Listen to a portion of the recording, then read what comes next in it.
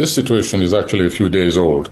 And I was watching what action will be taken by the House of Assembly, by Senate, and even by the affected politicians in River State, whom I expect to be in the court by now, because above the above the president himself, there's the law, and I expect those who are affected to take the primary step. Let me confess that I was surprised at the ease with which this emergency law, that step, was applauded and passed. And then the critical question, even within the powers of a president under democratic dispensation, there are areas of discretion. And you're quite right to point out this wholesale suspension of everything to government. I think that's an over excessive response within the rights and the powers. We're assuming now, let's say that the president is constitutionally right, but within his powers, there are also areas of discretion.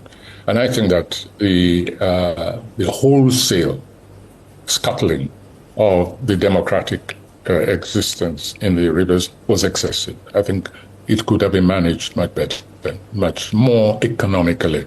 I think the president did not sort of curb the extent. He didn't economize on his presidential emergency powers. On that issue, I agree with you absolutely. There's an issue of the Constitution. Is the president's action constitutional? And I hope the affected politicians, governor and representatives, that they test this all the way up so that we get a clearer picture once and for all. Instead of running around in circles from regime to regime, it should be possible by now for one to be able to say confidently that this action is illegal, is unconstitutional, or otherwise.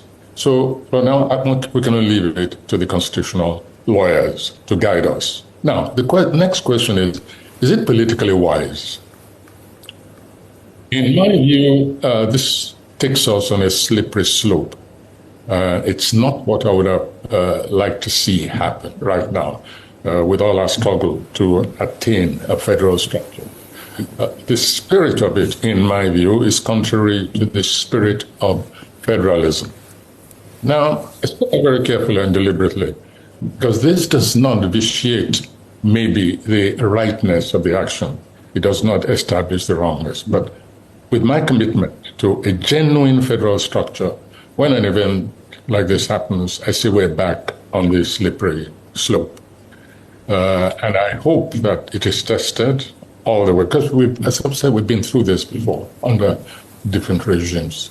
It's either we have a decentralized federalist structure, or we have a quasi-dictatorial, whimsical kind of government which just panders to the political leaning of whoever happens to be in charge at the moment. So that's my take on it. Obviously, I'm going to go deeper and find out just what on earth has been going on in the River State that led to this, what I consider an unfortunate step in our federalist journey. Oh, very cool. I don't even know I don't even know what to say, honestly. I'm just looking at Wole Soyinka and I'm like, okay, Wole Soyinka, is this the words are coming out almost like reluctant, or is it old age? Maybe from the last time we saw him to this time, probably has aged, and so that's why he's more nuanced with his words.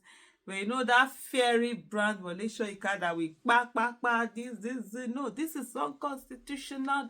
It's like trying to find a balance. Yeah, I need to speak, but then I don't want to speak too much kind of vibe. That's what I'm getting.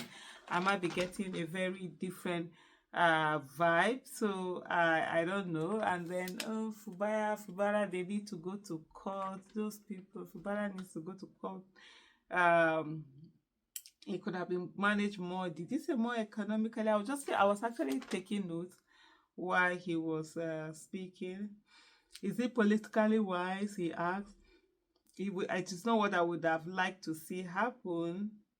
See, we are back on a slippery slope. So I was just trying. I was even trying. Even the writing as he was talking, it wasn't even flowing to me. Okay, it is not what you would have seen happen. So what would you have seen happen? Say it. You know, they say something with your chest. But anyway, on this Wole Soyinka issue, I've really stayed off it.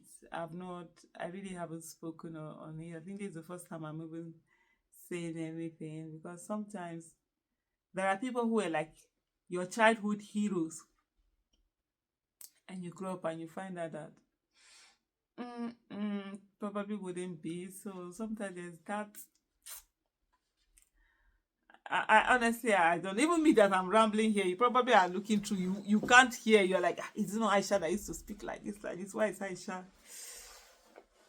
I don't know whether it's sentiments or whatever. I just look at my day shake it. I just leave. I know one.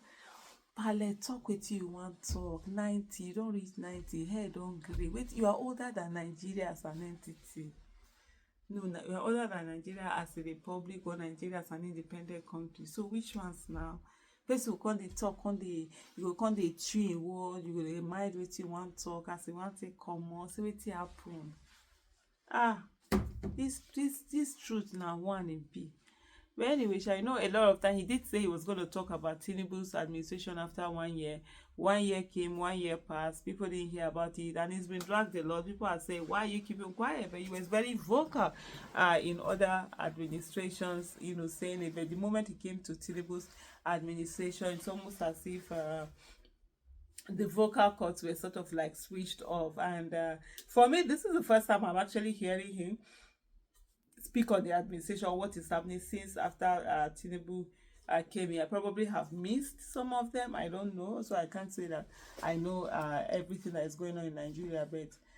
But it even sounded as just like you see Goodluck Ebele Jonathan, former president Goodluck Ebele Jonathan, he too spoke on this whole River State issue, and this is the first time I think he left office that he has directly criticized any action by any government. But you could see he was decisive. He said it. Yeah, I mean, he said what he said. It's not this one that they do like this, they do like this, they take grammar, one support grammar. You know, it's like I say one type of say craze, where they talk in a nice way, find the phoneme, the grammar, to make it not look like the person where you go tell and say, you craze. Like say you dey colo, you don't matter, but you dey try find, you know, this English. Anyway, thank you.